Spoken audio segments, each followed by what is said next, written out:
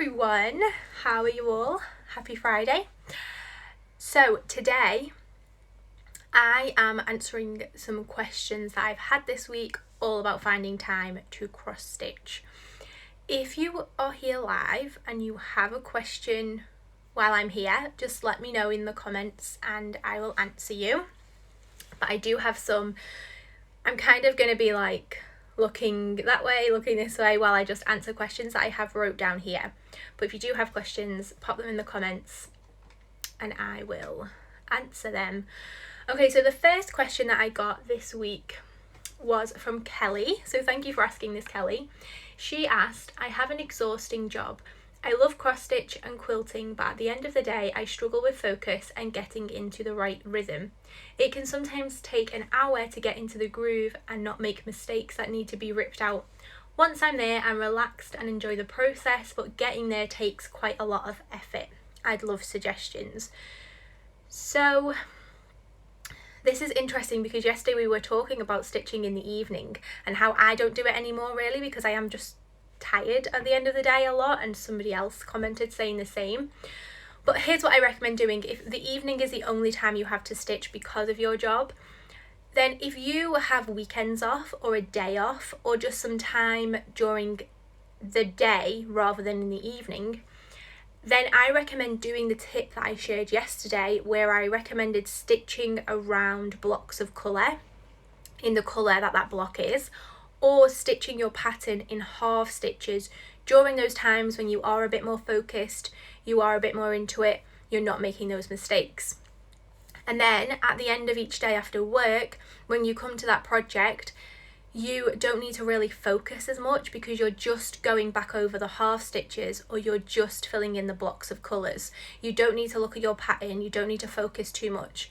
And then you might run out of like half stitches to go over, but hopefully by that point, once you're in the groove, you can stop stitching over those half stitches and start following the pattern again, ready for the next day when you need to get back into it.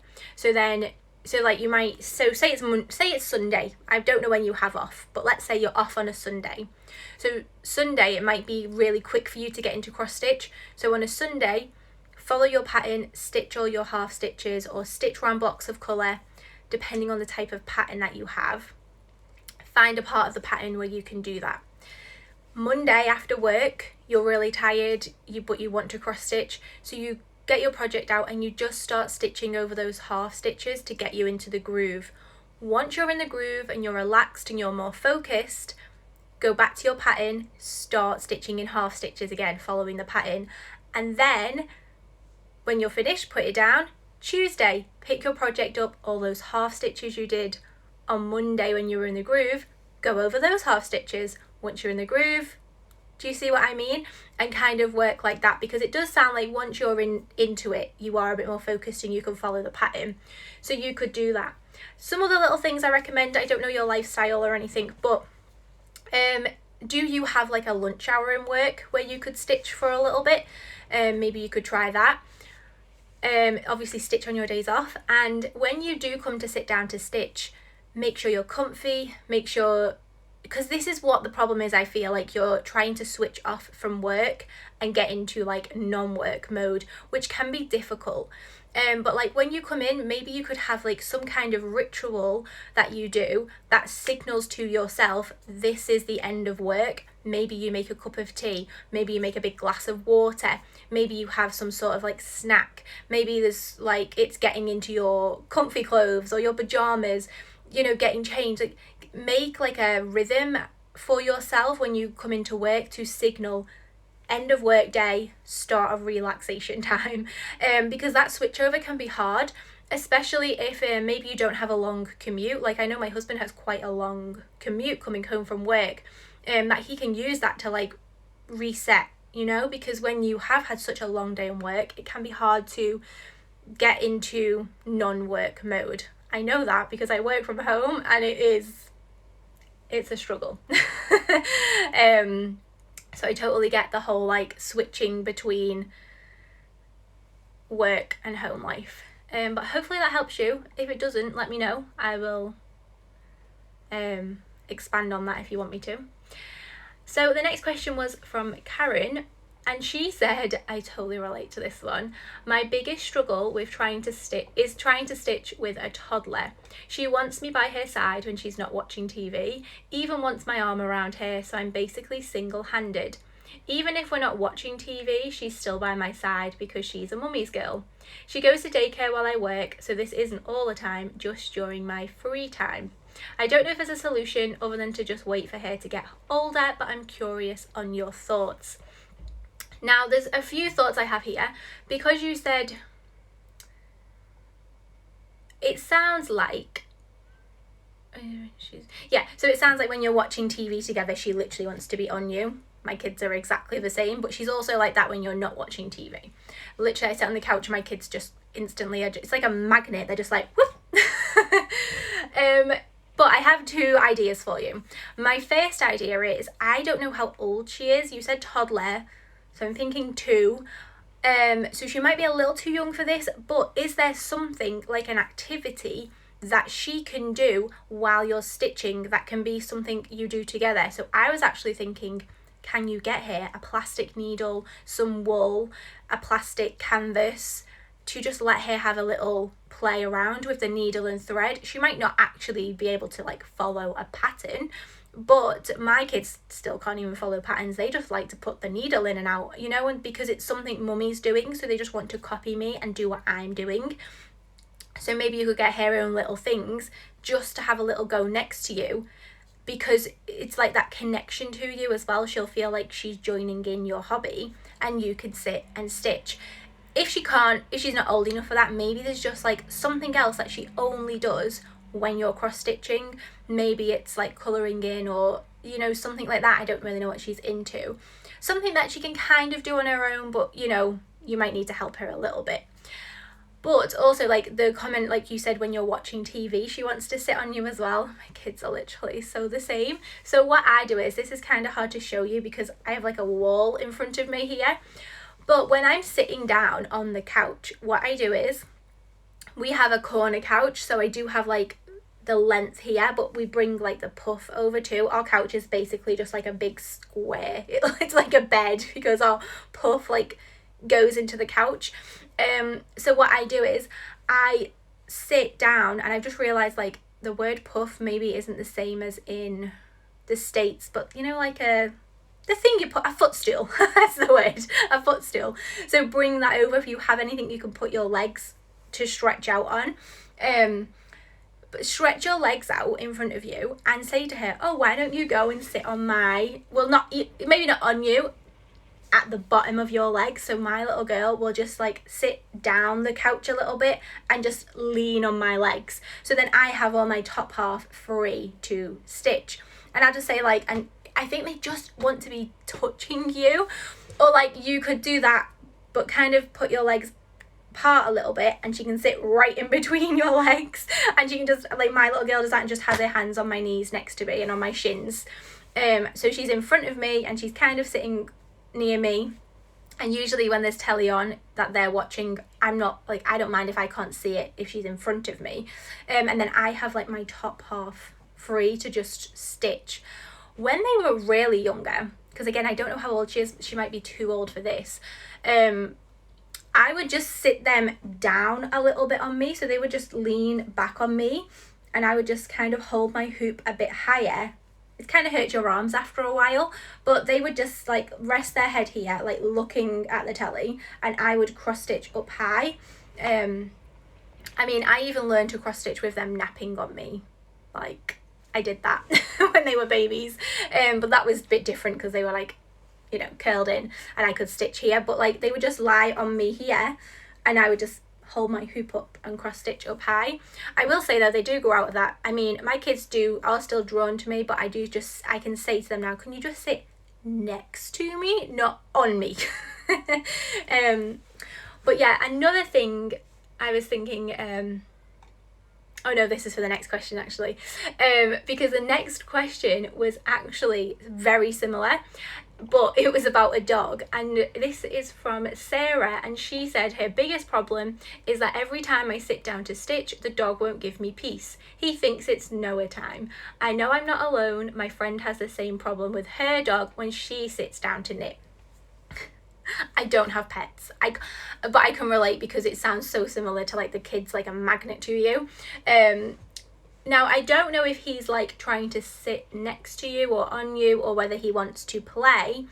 But again, if he wants to sit on you, maybe you could do the same thing. Put your legs out in front of you and let him drape across your legs, so you have up here free. Maybe if he wants to play, I mean, I'm not a great dog person, but maybe there's like a special toy you get out for him whenever you sit down to stitch. It's his like toy that only comes out when you're sitting down, that he can play with next to you. Maybe it is just a case of like, again, like I don't know if like people do this with dogs in the house, like maybe you could throw like a little ball around for him, and then he brings it back to you, you throw it around, do a bit of stitching, he brings it back. It is hard, like there's just something that happens when we sit down, and our kids and pets apparently think like, no, you're not allowed to sit down. Or maybe like so let me think, every time I sit down, maybe you just sit in a different place as well. I don't know if you've ever like cross stitched at the kitchen table, but actually stitching at the kitchen table I actually quite enjoy a lot, because you can spread out all over the table so nice. And maybe if he sees you sitting at the table, he won't think like you're stitching, he might think you're eating. Now I don't know if he bothers you much when you're eating, but maybe just try and change where you're stitching. I mean, I stitch at the table, I have a couch downstairs that I stitch on, a couch upstairs I stitch on, I stitch here at my desk a lot, I stitch in bed. So maybe change where you're stitching. I mean, I wouldn't go as far as locking yourself in the bathroom, but I have also stitched in the bath. I mentioned that yesterday. So maybe it's just a case of changing where you are sitting when you're stitching as well, which can be a bit annoying because, you know, it's obviously nice and comfy on the couch. But honestly, stitching on the kitchen table, I really enjoy. I don't know if anyone's here who's live ever stitches at the table. There's just so much space to spread everything out on, and you don't lose anything down the couch. Let me see the next question. Okay, the next question was about having no motivation to cross stitch. I actually got this question twice. I got it in emails and on Instagram last month. I have a blog post about this, so I'm just going to read out some of the points from the blog post. But you can read the whole blog post if you want to.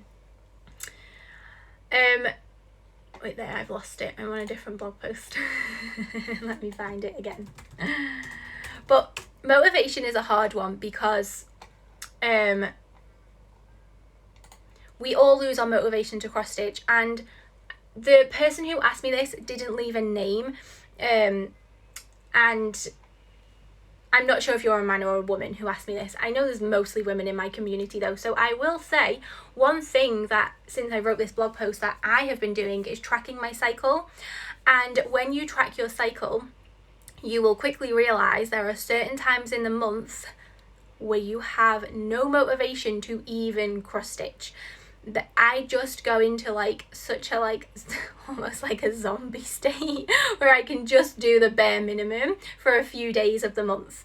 So I really would look into that. Like if you are a woman and you have a cycle, then just start tracking and see if it's related to when you lose your motivation to cross stitch, because it definitely is related to me, and that can actually make you feel a little bit better because you know it's coming back. Your motivation always ends up coming back, but maybe you just need to not do any cross stitch, or maybe you just need to do nothing for a few days. Maybe you need some days of rest. Cross stitch is restful and restorative, but sometimes we actually really just need to like binge watch some Netflix, like just literally zone out a little bit. We all need that sometimes, so maybe you just need a bit of zoning out for a few days. Or maybe you could try a new hobby.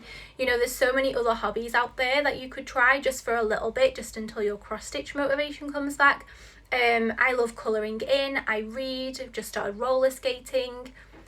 There's also like loads of other things that I'm kind of interested in that I don't really know if they count as a hobby, but you know, I do them for fun. A lot of research things. Also, you could try stitching like a super quick project. I mean, like something that will take you an hour at most. They do exist. Projects like that do exist. I'm trying to like look around at one that might take you. There are ones that exist, and I haven't got any hanging up. But like just stitch something that's super quick that you can quickly finish off, and that will give you that sense of like, oh, I've just finished something, and that can help bring your motivation back a little bit. Then this is going to go into the next question as well, but really like find a project that you are so excited about stitching. Just like have a look through, or maybe what you need to do is, I'm just thinking this now, instead of like sitting and trying to stitch, do some planning. Planning what you're stitching can be so fun as well. I do have some free planning sheets on the website somewhere that you can find. Just type in free planning sheets in the search bar, they should come up. You could just plan projects, go on Pinterest, start pinning. Just find the most fun, exciting projects that you can find on there, start pinning them, and just start getting excited about stitching again, rather than trying to force yourself to stitch. So that's my recommendation there. For those of you who are joining live, if you have any questions, pop them in. So I'm assuming you're Maddie, I think you are. Mad09. Stitching, I can't read because it's stitching at the table is such a good solution for a cuddly dog. Oh, I'm glad. Like I said, I don't have any pets right now, so that's not something I have to deal with a lot, but yeah, I love stitching at the table anyway. And I think it's like one place where pets probably wouldn't go because you're eating there. I see, like, obviously I watch a lot of films and things and programs. It always seems like the dog never really jumps on the table. They might jump up everywhere else, but it tends to be the table that they stay off. So the next question kind of is a little bit related to the motivation one, but I hope that helps with motivation. I do talk about that quite a lot on the blog and stuff, because we all lose our motivation to cross stitch sometimes. We can just lose our motivation for everything sometimes. So the next question, oh my gosh, I didn't write down who this was from, but I know, oh, you here live. I know it was somebody on Instagram. I think it was Cross Stitch Book Nerd or something like that. You were here yesterday. So this question was an amazing one. I have multiple projects on the go, which is something I recommended to do yesterday. And she said, some of which are completely uninspiring at the moment, but I feel guilty starting another project with the others unfinished. I love this question. I also have a blog post all about this as well. I literally called it, should you worry about unfinished projects, or UFOs as they call them in the cross stitch world. Okay, I have thoughts. So first of all, cross stitch is meant to be fun. This is our hobby, and hobbies are for something we do to enjoy ourselves, something that we do to unwind. They're not meant to be burdensome. The actual hobby itself is not meant to make us feel guilty. I know we can feel guilty for taking the time, which we spoke about in step 1, but the actual hobby should not make us feel guilty. And you know, for some of us, so there's like 2 types of people, I think, in cross stitch. In fact, 3. One type of person absolutely loves finishing the project. That's where they get all their satisfaction from, is from finishing the project. If that's you, let me know. Some people though get all their satisfaction from starting a new project, from that planning and that new fresh blank piece of idea, and they just love starting the new project. And then the third type of person is someone who loves both. So I think people who love finishing, you probably are the type of person who likes to finish one project before you start another. If you are someone who likes starting projects, you probably have multiple projects on the go. The reason you can feel guilty about that though is probably because you see online people finishing projects all the time and sharing photos of how much they're stitching and all their finished projects and all of that. But who says cross stitch is about finishing the project. I say this all the time, like all the time, but for me, cross stitch is about the act of stitching, not the finished piece. This was even more so when my kids were younger as well. Like, I would just stitch anything just to stitch. I was not bothered about what the finished piece was. I have a whole drawer full of projects over there that I stitched when my kids were little that I'm never going to do anything with. Now I do try and stitch things that I'm like, oh, I might hang that up, I might display that. But still, it's like you are stitching to relax. You're stitching to get the benefits of like taking that time, sitting with yourself, having fun. Stitches makes, that's amazing. I have over 50 projects. I love it. And you said, I don't see it as finishing, it's the doing. Exactly, the doing of the cross stitch. Exactly. So please don't feel guilty. And if starting something new is what makes you feel really good, well, we all need those extra good feelings, especially right now. So just know that that's what makes you feel good. And the thing is, the project isn't going anywhere. You will probably get the motivation back for that project again. I spoke about this at Christmas. So this one down here, I was stitching this Frozen down here for like 2 years, nearly 2 years. And I just went back to it on and off. And then I finally finished it at Christmas, and my little girl's like, well, now I want Sleeping Beauty. And I'm like, this is never going to get finished. It's never going to get finished. But she likes watching me stitch it, and she likes sitting with me while I'm stitching it, and she likes help me pick the colours for it. So it's not like, I might not ever display that, but I'm enjoying stitching it with her. And also, like, if I had to count my projects that I had on the go right now, I mean, there's 4 just in this room. And I know I have like 2 in the living room, 1 in the bedroom. I have multiple projects on the go all the time. And just like, it's fine. It is so fine. And you might find that when you release that guilt and you just think, you know what, I'm just gonna have multiple projects on the go, stitch whatever I want to stitch, you might find you'll get more motivation back for the other projects, because yeah, like I said before, like, I think you should only stitch what you're really excited about and you're really loving. You mentioned like some are completely uninspiring at the moment. Find projects that are like really inspiring and really loving stitching, and then you probably will find you'll end up working on those ones more anyway, so then you won't have other ones on the go. But honestly, like, sometimes, like, I will just start a project and then I will just kind of get a bit fed up with it, especially if it's a big one. So then I'll go and stitch a few smaller ones and then have a few more on the go, and then I'll come back to that project, and then I'll have like a big stint of like, this has just happened. So where is it? I think it's down here. It's in here. So this one, I started stitching this last lockdown, and I would get up every single morning and stitch some. This is when I had like a nice morning cross stitch routine, and I stitched all the way to I think it was to the book about here, maybe a bit more. And then I just put it down. I didn't stitch it for literally about at least 6 months. And then the past few weeks, I've done all of this stitching on it to try and finish it off, because I just had such motivation to stitch it. So I was like, oh my gosh, I just want to get it finished. And I stitched all of it and I had so much fun. Then I made a big, massive mistake and it annoyed me again. So that's being put down again. But you will get like, this is just like, it's just, people who don't cross stitch probably can't understand why this would make us feel guilty, but I so understand, because so many people do only stitch one at a time, and that is fine, because people who prefer the finishing feeling, that works for them. But if you love starting new projects all the time, just go for it. And also, I think seasons play into this a lot. We can start Christmas projects at Christmas. I mean, I know this is happening right now with a lot of you still stitching the advent calendar.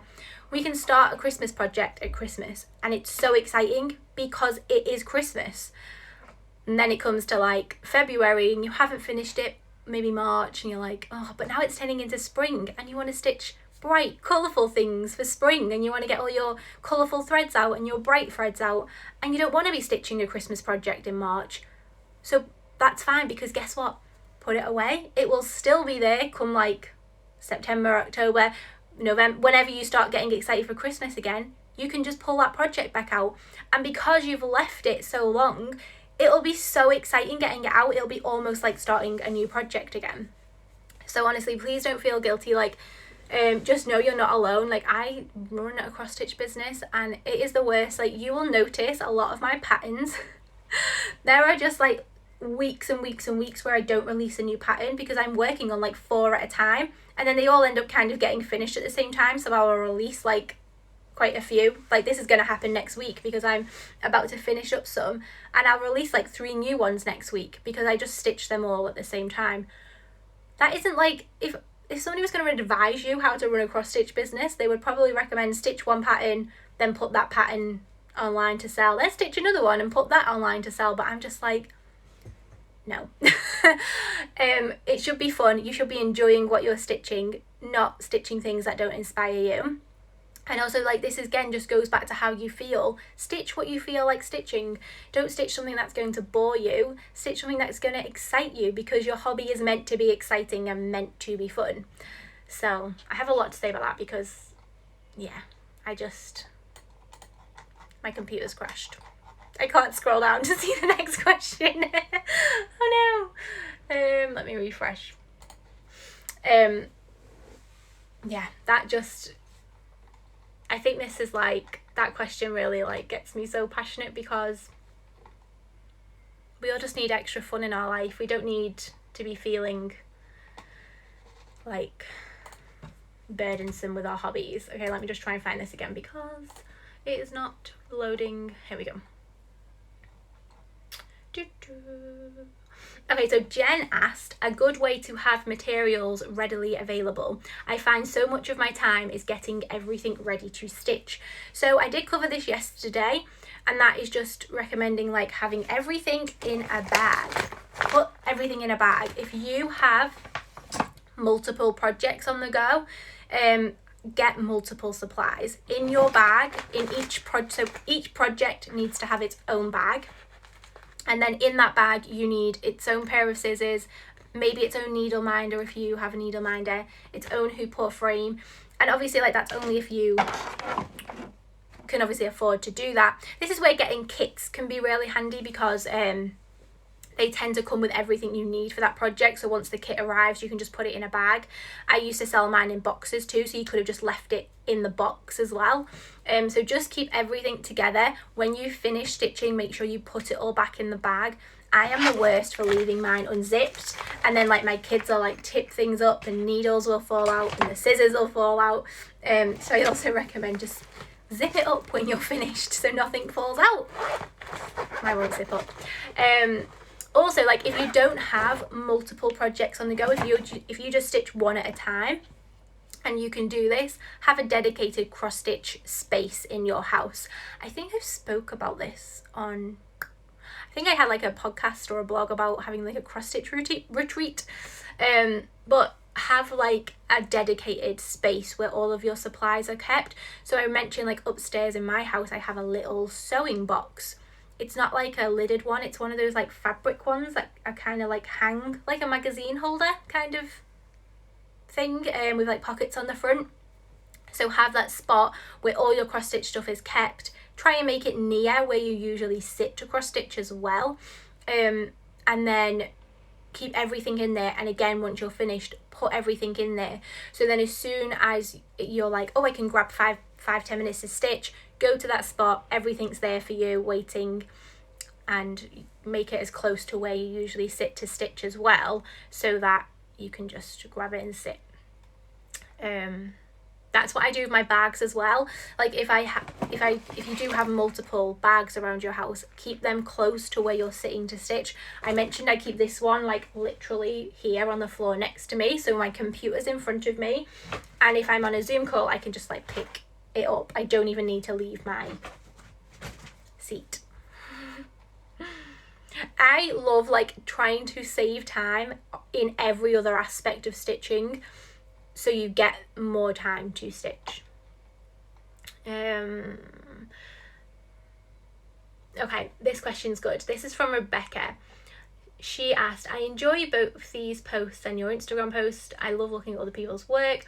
I love cross stitch but can't sit still long enough to get very far. I don't do huge projects and always try to finish one before I start the next. I've had problems with finishing. With some of the fabric, this is 2 questions, so that's the first question. With some of the fabric that has come folded, I am unable to get some of the creases out. I have tried everything YouTube has but can't get them out. I've not tried a steamer, and she said she thinks it's a kind of fabric because it's just old, and then she just said something else.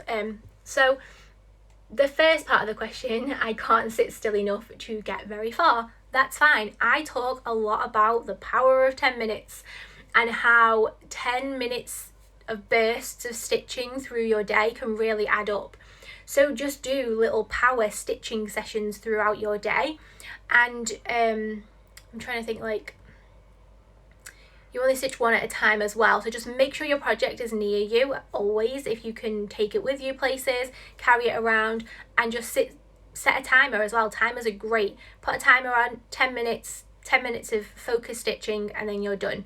And then just do that like twice a day if you can. 3 times will be good. There's half an hour of stitching a day.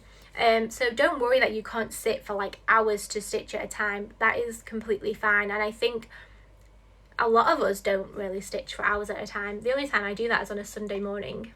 Okay, and then the question with fabric. Okay, so this is really difficult because you can get folds in fabric from like where you've just folded it up. That is different though to where it actually comes folded from the supplier. When I get my fabric on the big bolts, even that is folded in half first before it's rolled up. So it always has one big crease along it. I can never get that crease out. It does not happen. When I cut my fabric up, I do try and make sure that if there is a fold in the fabric and I'm putting it in a kit, I try and make sure the fold is as close to the edge as possible, just so it's not like right in the middle of your work. But sometimes it's just impossible and there's just a crease in it. The only thing that I don't really iron my projects. Like, let me show you this one. Ooh. Because this is fabric that did not, I don't know if you can see, this is a fold from the supplier right down here. That did not come out. I tried and tried and tried. Now I don't really tend to iron mine a lot, so sometimes the crease just doesn't come out. But from a distance, like, can you see, like if I move back a little bit, you can barely see it. It's just when it's like closer, you see? So depending on how you're finishing it, it might not matter too much. Oh, good morning from Greece. Oh, I wish it was sunny here. The sun's shining a little bit. But yes, good morning. So with the fabric, sometimes you're just gonna not be able to get it out, and what you can try and do is don't do what I did and make the crease right down the middle. But sometimes if you're buying it from a supplier, like, there's no choice. But if you can, if you're buying a bigger cut of fabric, try and cut it where your crease is near the edge, so it might like wrap around, or it might be in the hoop. And then something else I found that helped, because I think ironing eider, I just don't think it's very, like, obviously very thick fabric, is to wash your project and stretch it out. I don't know if you've tried this, but I did show you how to do this in the Christmas stitch along. If you're in there, I did show this. So, or just soak your fabric in some water when you finished it, bring it out, try not to like wring it out because then you'll just crease it all over again, but pat it, so like, and don't have any fabric near me. When it comes out of the water, get a towel underneath, well, first of all you might want to just do it with your hands, just like press the water out, don't wring it up, just press. Then get a towel, lay it on a towel on top, press to try and get all that excess water out. Then what you're going to do is, you need, like, let me just use this box. If you have like a notice board or a pin, or like you can get foam board, I don't have any near me. You can get like foam sheets or foam board. I don't know if you're in the UK or not, but We have a place called Hobbycraft here in the UK, but you can get, it's just called foam. I'm pretty sure it's called foam board. You can also get it from like DIY shops, or if you've just got like a notice board where you can pin into it. Pretend this is some foam. This is not foam. Pop your project on and put some pins in the top. And as you're pinning, so you put a pin in, stretch, pin, stretch, pin, stretch, pin, and do the same down here. Like really stretch it out, pin, when it's still damp, stretch, pin, stretch. And as you're, there's a word for doing this, I don't know what it is, but as you're stretching it out, obviously, and it's wet, it will dry nice and stretched, and that should help get some of those more stubborn creases out. And then obviously once that's done, you can give it an iron as well, just to make sure. But that's the only thing that I have found that really helps me get creases out. And I don't like washing my work after I've done it, but if it has got those stubborn creases in, I will soak it, pat all the water out and pin it. Maybe I should do a blog post about this. I might try and do that in April, just to show you some photos and things, to show you how to do it. But hopefully that helps. I hope that made sense with the pinning and the stretching. It really does help get your projects out, your creases out there. And then once it's dry, you might need to leave it overnight. Leave it next to a radiator or somewhere warm. Just leave it to dry, unpin it all. And yeah, it won't leave massive holes in either. Obviously, like if you try and put the pin in the hole that's already there for the ida or the even weave, that helps. But yeah, I think that was all the questions I had here. I tried to make all those questions that I had about time. That last one obviously was a bit of both, but I thought it's from the same email. I do have a lot of other questions that I'm going to answer next week that aren't related to time, just some more practical questions. But I feel like I just spoke so fast. But does anyone have any questions while you're here about finding the time? Anything you wanted me to expand on there? About anything? I'm just checking to see if there's any comments, but there's not. But yeah, if you're watching the replay, you can just ask below any questions you have about time, or any questions you have about anything, and I will pop in and answer them. I love doing this. I find that when I'm talking out my answers, I tend to have better ideas than if I'm trying to type out an answer. So maybe we'll make this a regular thing. I'll just hop on and answer some of the questions that I've been getting on a live. So I do have more to answer next week as well. Some about French knots. There's other ones as well I can't remember, but they're all there, wrote down, ready for next week. So for now, I will let you all go and hope you're having a lovely weekend. Hope these tips this week have helped you find some more time to cross stitch. Hope you have a lovely weekend, and I will see you next week.